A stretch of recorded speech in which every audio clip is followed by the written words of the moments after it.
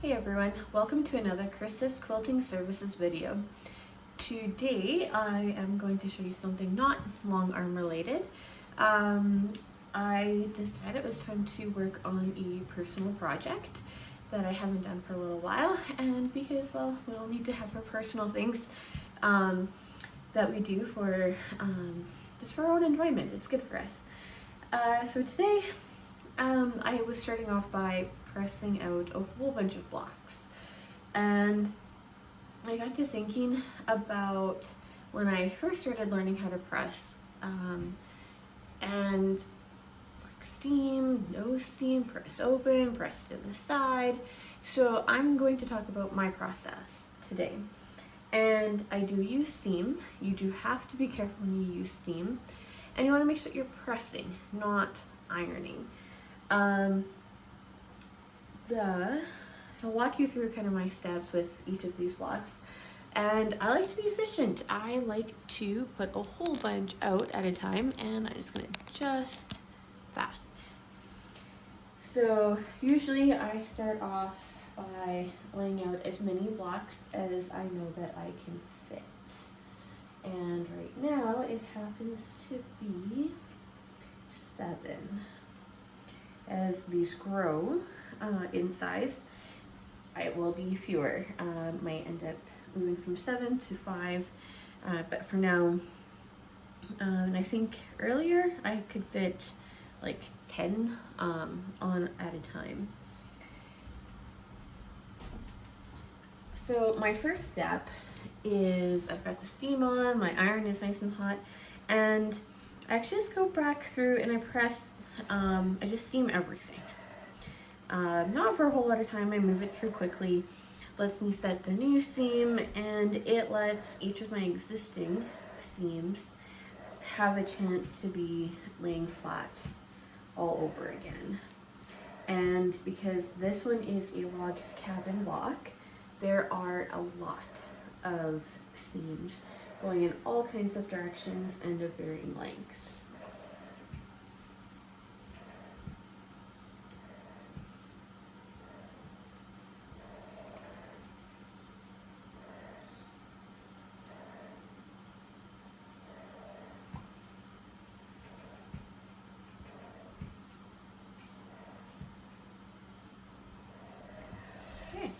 The next part then is pressing them.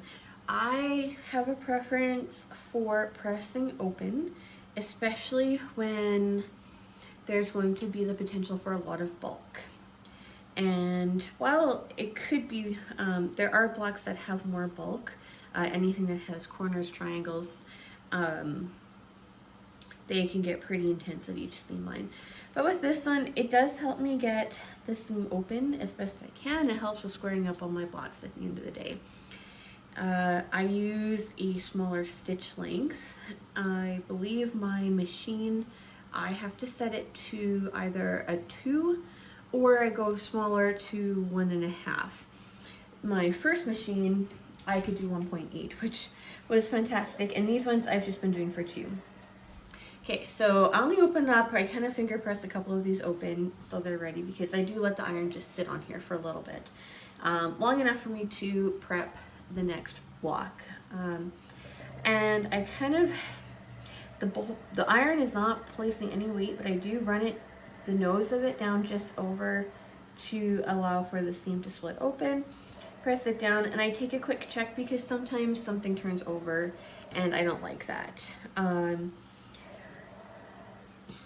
And then I just let it sit while I take the time to open up this next one.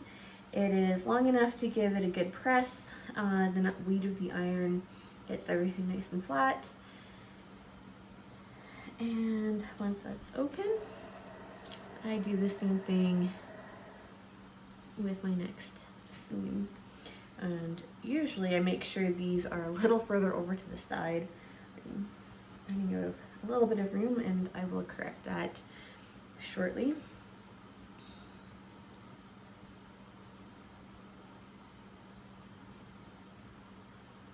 There we go. Start off with that. that seam, make sure it's all good. And I'm gonna slide these ones over. Usually I would try not to move these while they're still hot and a little bit damp.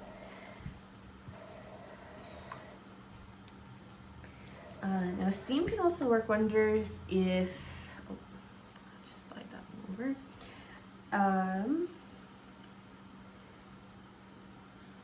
If you've got a block or piece of a block that is maybe just a little bit full. When I was cutting all my fabric for these ones, I cut everything exactly to size the first time. So none of them should really be off that much. And while I do go back and trim, like with each round, I hardly have to trim anything on these ones.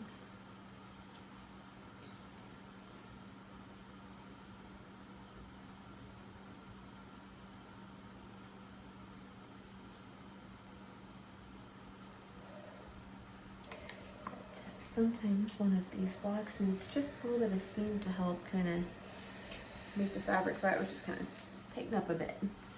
And here's the next one. So just the nose is down, and you can see almost like my iron is at quite the angle. So the bottom isn't trailing along until I'm ready to set it down. Okay, do a quick check, make sure nothing folded over where I didn't want it to. Open up the next one.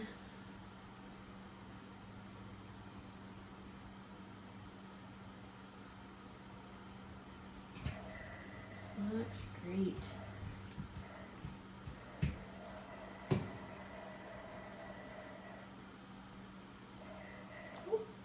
So that's where we check. Sometimes something doesn't want to lay right the first time. Fix that, press it down again, looks good, and it can sit. Since this one is already opened, I like to always be a couple of blocks ahead of myself when I get to these last two. Sometimes it's time for a drink of coffee or water or a chance to walk around just a little bit.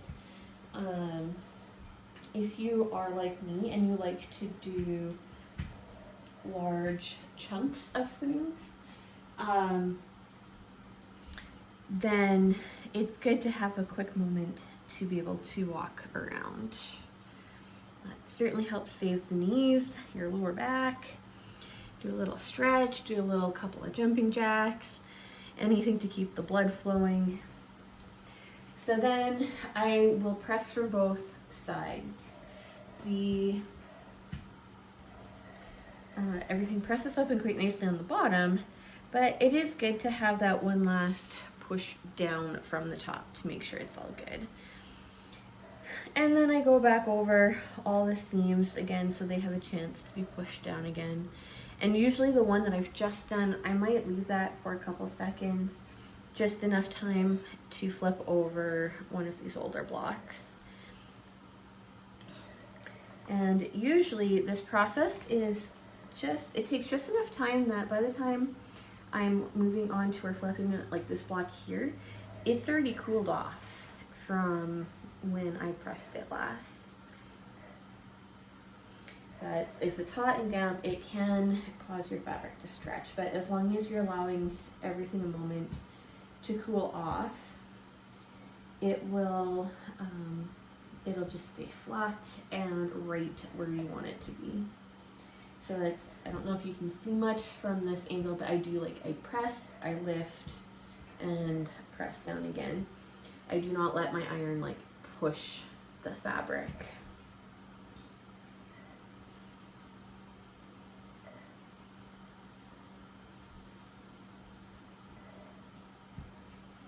I don't really have a set time that I try to hold or leave the iron down on a seam for. Sometimes at this stage I might do a quick 1, 2, 3 in my head and then lift up. The older seams have already been pressed multiple times, and it's nice to just give them that opportunity to flatten back down again. It keeps the whole thing flat, while I work, and then I don't have, as I'm going back along and sewing, I don't end up with the seam popping up anywhere to get in the way. A little sip of my coffee. Love my mug. It can keep my coffee hot for like 3 hours at a time. I'm a sipper of it and much prefer that than trying to down it really quickly before it gets cold. And once I'm done, I just stack everything up. I would normally stack these pieces over top here, but they are a different block and they're going to go into their own pile so I don't get them mixed up.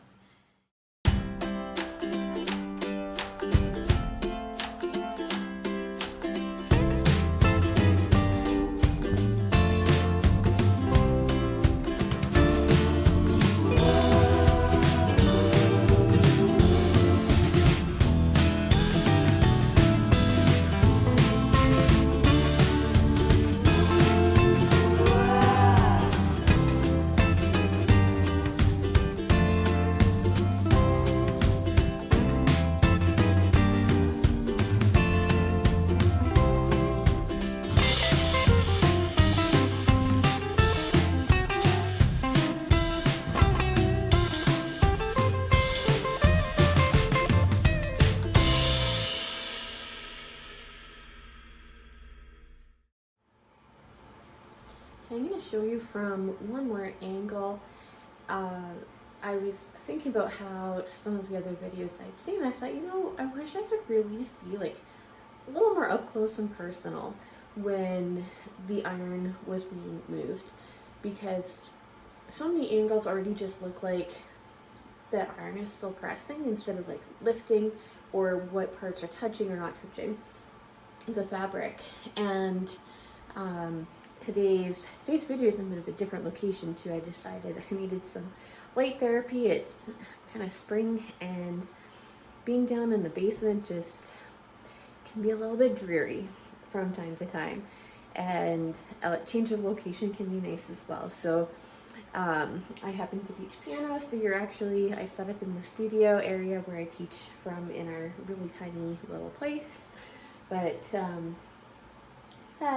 let's get on to this part. So I'm just going to switch this down so you can see just a little bit more from the bottom. When I start, I just press, or like it just goes straight down.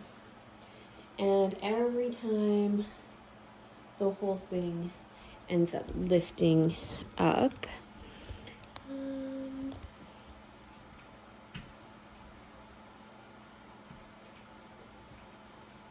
So then I open up my seam very carefully, very gently. I will like give it a little squish just to help it stay open.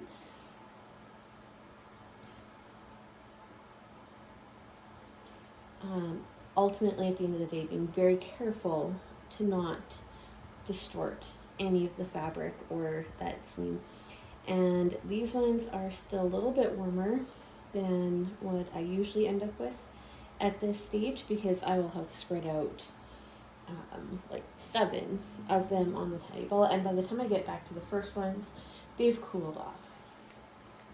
So then here, I very carefully just take the nose, and my fingers are very much out of the way, and let it run along, but my bottom is still not touching,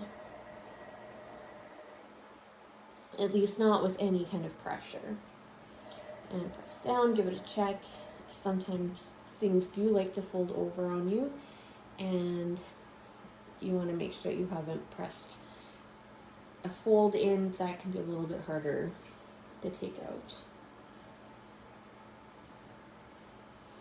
And let that rest for about, 10-15 seconds.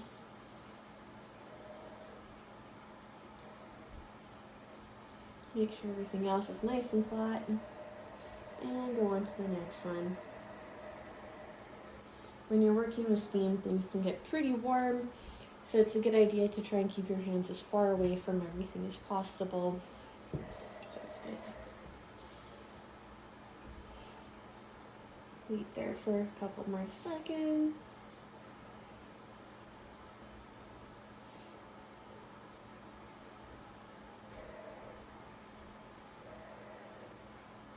Press everything else out. And I'm going to let this sit just a little bit to cool off before I try to flip them. Warm and damp can distort. So, but as long as it dries in place and cools off, you're not going to have any stretch. You won't contribute to stretch in your fabric. There's already so many things that happen during handling it and building a block that can cause fabric to distort and stretch a little bit, and the least movement and pulling on it, the better.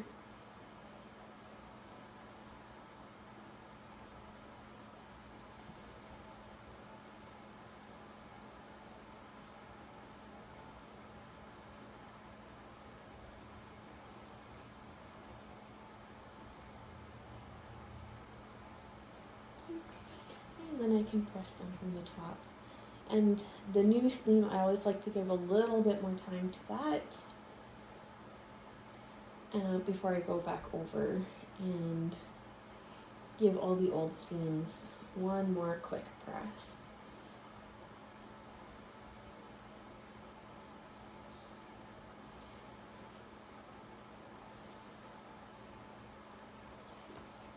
And while those cool off and we wait for that, at kind of the starting of the video, I had mentioned, like, do you press, or do you use starch or steam, or no steam, no starch? I used starch best press on this fabric before I cut everything down, and with that I give it a good spritz and wait for it to dry, press it all out. It's nice and crisp, makes it easier to cut it.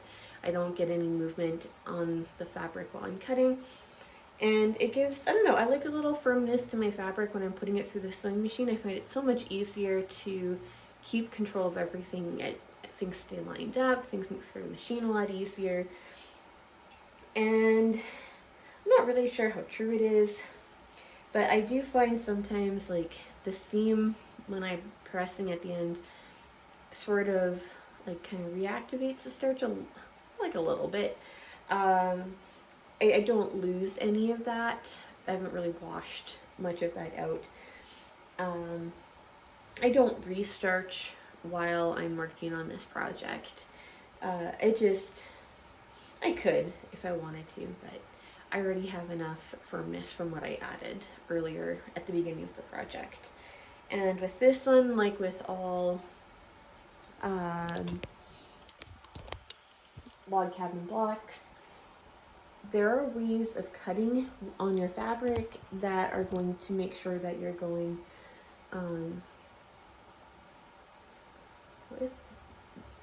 you want to cut so that way you don't on the non-stretchy side. If you take your fabric and you pull it from selvage to selvage, you're gonna have a little bit of stretch to that, but from top to bottom you don't.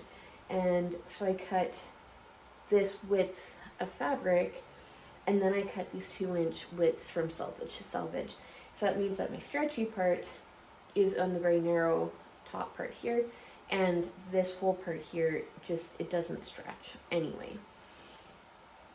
And that is one little tip just to help you out if you're doing a log cabin block in the future or thinking about doing one. Cut, yeah, I can't remember, width of green, length of green. Cut your width or your length of your strip on for the non-stretch, and you'll have the easiest time to sew it. Cut everything to length right off from the beginning. If it doesn't fit, you know that you didn't do your seam quite right. That is a wrap for what I've got on pressing and using steam today. All right, have a great rest of your day. Thanks for watching.